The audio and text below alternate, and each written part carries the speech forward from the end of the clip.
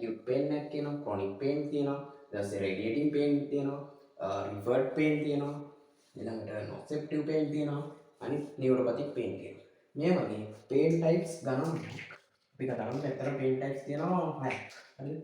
වගේ pain types 6ක් අපි කතා කරනවා.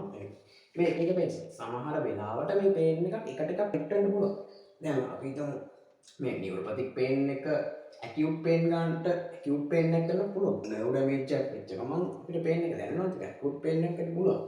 මේ වගේ ඒ pain එක වෙන විදිය කොහොමද pain එක වෙන්නේ, ඒකට cause එක මොකක්ද කියන එක අනුව අපි මේ වගේ types 6කට pain එක දානවා.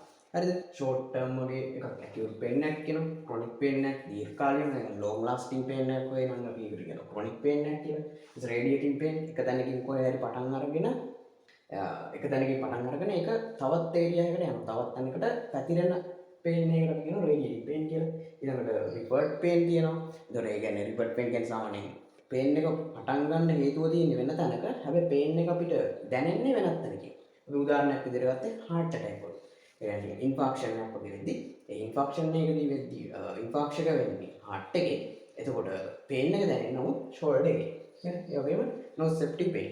nociceptive pain එක කියන්නේ සාමාන්‍යයෙන් tissue damage එකක් ඉඳලා එනවා. ඒක සාමාන්‍යයෙන් fracture එකක් වගේ වෙද්දී ඒ වගේ pain fracture එකක් වගේ වුණාම ඒ pain එක මේ type එකට දානවා. ඊළඟ neuropathic pain කියන්නේ මොකක් හරි nerve damage එකක් ඉඳලා. nerve damage එකක් ඉඳලා තියෙන pain එකකට කියනවා neuropathic pain.